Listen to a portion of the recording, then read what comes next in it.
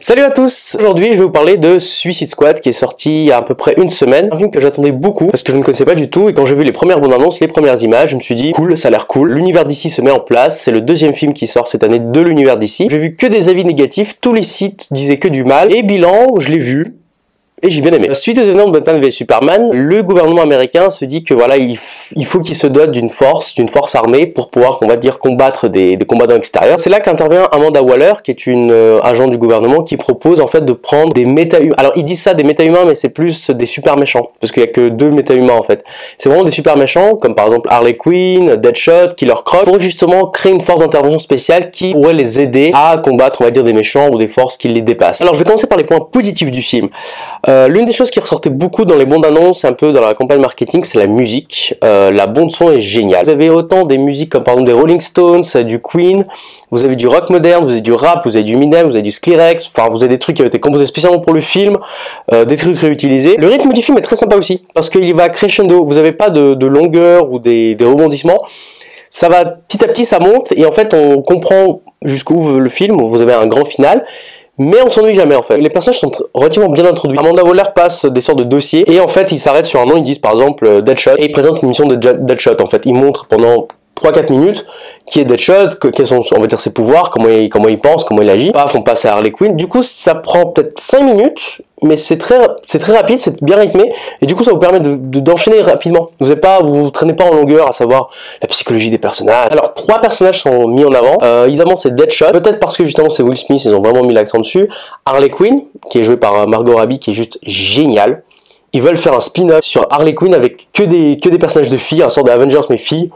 Ouais, je vote pour, je suis à fond dedans, je veux voir Harley Quinn, un film sur Harley Quinn, ça a l'air cool. Le Joker est vraiment bon, Jared Leto a fait du très bon boulot, franchement il est très attachant, il y a une personnalité qui lui est propre, on peut pas le comparer en disant est-ce que c'est par rapport à Nicholson, est-ce que c'est Heath Ledger ou encore un autre, et c'est là que je vais rebondir sur mon point négatif. 80% des scènes du Joker ont été spoilées dans les bandes annonces. C'est le gros souci du film, je ne sais pas qui fabrique les bandes annonces chez Warner. Les mecs, ils spoilent. Je comprends la démarche, ils veulent créer la hype auprès du public, auprès des journalistes, et c'est pas pourtant que vous êtes obligé de tout spoiler. Du coup, on avait l'impression qu'on avait beaucoup de Joker. En fait, le Joker est très peu présent dans le film. C'est l'un des reproches que d'ailleurs Jared Leto fait sur les plateaux de tournage, que les scènes où il s'est donné à fond pour le film, il était très violent. Donc on se demande si le film n'aurait pas pu être beaucoup plus violent, classé R, comme par exemple Deadpool. À un moment donné, le film va très bien, il va crescendo, il y a tout qui s'enchaîne rapidement, il y a pas de ton mort. Il y a un peu vrai, on va dire, au 4/5e du film. Vous avez une scène dans un bar où ils discutent. L'enchaînement qui les amène à la dernière émission, c'est bizarre.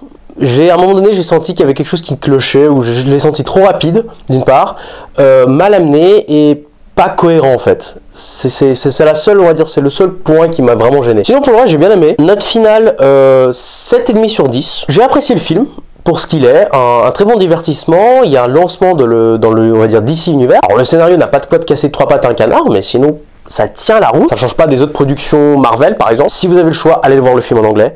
La VF est moyenne. Sinon pour le reste, le film respecte les comics Suicide Squad, que je vous conseille, que je vous recommande. C'est une licence où vous pouvez faire mourir les personnages. Et en fait, vu que vous vous attachez pas à eux, vu que d'une part c'est des méchants, et d'autre part les personnages sont présentés de façon très rapide ou de façon descriptive comme dans un dossier, il y en a un qui meurt, c'est des dommages collatéraux. Il meurt, mais c'est pas très grave. On s'en fout. Je pense que vu le succès du film pour l'instant, malgré les critiques, le film a un certain succès, donc je pense qu'il y aura une suite. Et pour tous les haters pro-Marvel qui critiquaient, parce que oui, je considère que quand vous voyez le film Suicide Squad et quand je vois les critiques, la seule possibilité c'est que soit vous êtes des gros pro-Marvel, soit vous n'avez pas vu le même film que moi, parce que le film ressemble à Gardien de la Galaxie. Sachant que Gardien de la Galaxie a eu un bon succès, que tout le monde a dit ouais c'est trop cool et tout. Alors Warner Bros, j'ai que 2 conseils à leur donner. Le premier, arrêtez d'écouter les critiques, parce que dès qu'il y a une mauvaise critique qui sort, ça y est, ils se disent merde, le film n'aura pas de succès, faut qu'on change tout. Arrêtez. Vous voulez faire un truc, faites-le.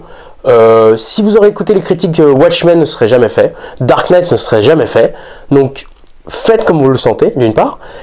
Et deuxième chose, arrêtez de vouloir copier Marvel. Marvel fait des films à leur sauce, ils font des films pour enfants, ils font avec leur couleur, leur scénario, leur personnage, leur univers. N'essayez pas de copier. Je comprends que vous voulez faire autant de thunes qu'eux. Quand vous voyez que Civil War a fait 1 milliard, je comprends que le mec va le faire 1 milliard, mais arrêtez. Faites votre propre truc. Si Dark Knight a fait 1 milliard, Dark Knight Rises a fait 1 milliard, c'est pour une raison très simple, c'est que justement les gens ils cherchaient quelque chose de différent. La preuve avec Deadpool. Deadpool a défoncé le box-office alors que c'était un R17. Parce que c'était un personnage totalement what the fuck et totalement hors contexte. Marvel fait des films pour enfants, laissez-les faire des films pour enfants. Warner Bros fait des trucs à vous, fait des trucs matures, fait des trucs violents, mais faites-le.